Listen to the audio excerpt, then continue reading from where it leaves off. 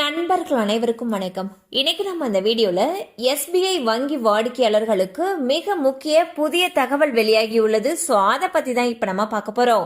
So வீடியோக்குள்ள போறதுக்கு முன்னாடி இது வரைக்கும் நீங்க நம்ம சேனலை சப்ஸ்கிரைப் பண்ணலைன்னா உடனே சப்ஸ்கிரைப் பண்ணிருங்க.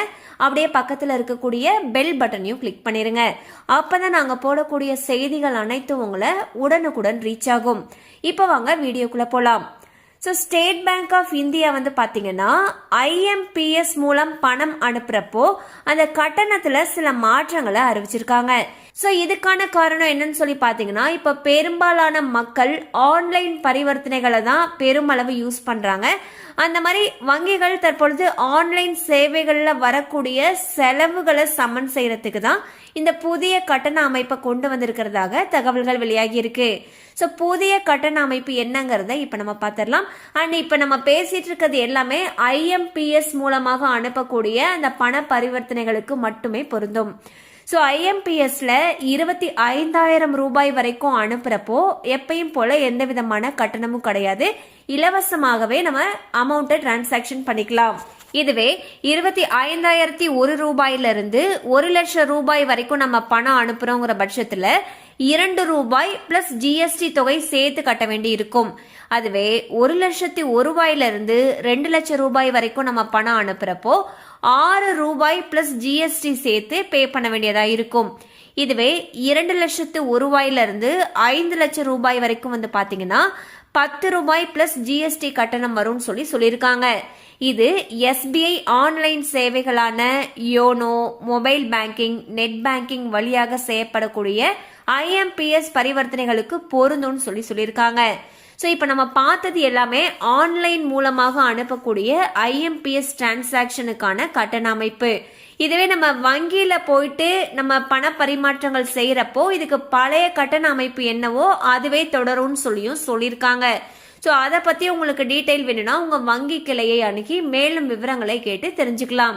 ஸோ இப்போ இந்த ஐஎம்பிஎஸ்க்கு கூடுதலா வசூலிக்கப்படக்கூடிய பணம் வந்து சில அக்கௌண்ட் வச்சிருக்கிறவங்களுக்கு கிடையாது. அது யார் யாருன்னு இப்ப நம்ம பார்த்துடலாம். ஸோ எஸ்பிஐல சில வகையான கணக்குகளுக்கு இந்த ஐஎம்பிஎஸ் கட்டணம் போடல.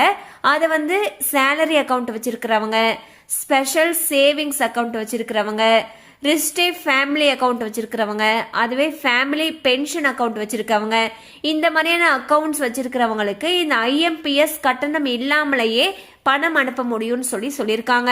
ஸோ இப்போ இருக்கக்கூடிய காலகட்டத்தில் ஆன்லைன் டிரான்சாக்ஷன் பண்றவங்களுடைய எண்ணிக்கை தான் ரொம்பவே அதிக அளவில் இருக்கு. ஸோ நீங்க ஒரு சின்ன தொகையை அனுப்பினாலுமே நம்ம கூடுதலாக அதுக்கு பணம் செலுத்த வேண்டியது இருக்கக்கூடிய காரணத்தினால நீங்க ஒவ்வொரு தடவை ஐஎம்பிஎஸ் யூஸ் பண்றப்போ ஐஎம்பிஎஸ் இதுக்கு செலக்ட் பண்ணணுமா அப்படிங்கறத ஒரு தடவை செக் பண்ணிக்கோங்க. ஸோ இந்த கட்டணம் வேண்டாம் அப்படின்னு நினைச்சீங்கன்னா நீங்க முடிஞ்ச அளவுக்கு 25,000 ரூபாய்க்குள்ளார பணம் அனுப்புறதுக்கு பாருங்க.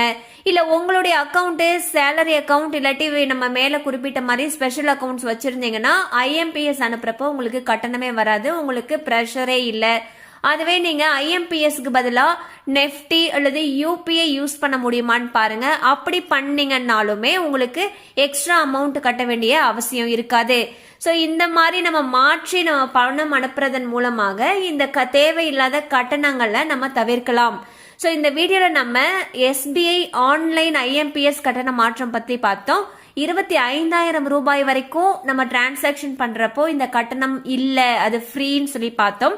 அண்ட் அதிகபட்சமாக 2 ரூபாயிலிருந்து 10 ரூபாய் பிளஸ் ஜிஎஸ்டி சேர்த்து நம்ம பே பண்ண வேண்டி இருக்கும். அதாவது அந்த குறிப்பிட்ட ரேஞ்சில் அனுப்புறப்போ இந்த தொகை செலுத்த வேண்டி இருக்கும்னு சொல்லி பார்த்தோம். அண்ட் எந்தெந்த ஸ்பெஷல் அக்கௌண்ட்டுக்கு கட்டணம் இல்லை அப்படிங்கறத பத்தி பார்த்தோம். கண்டிப்பா அந்த அப்டேட் உங்களுக்கு பயனுள்ளதா இருந்திருக்கும் நம்புறோம். மேலும் இது போல அப்டேட்ஸ் உங்களை உடனே ரீச் ஆகணும்னு நினைச்சீங்கன்னா நம்ம சேனலோட தொடர்ந்து இணைந்திருங்கள். Thank you for watching.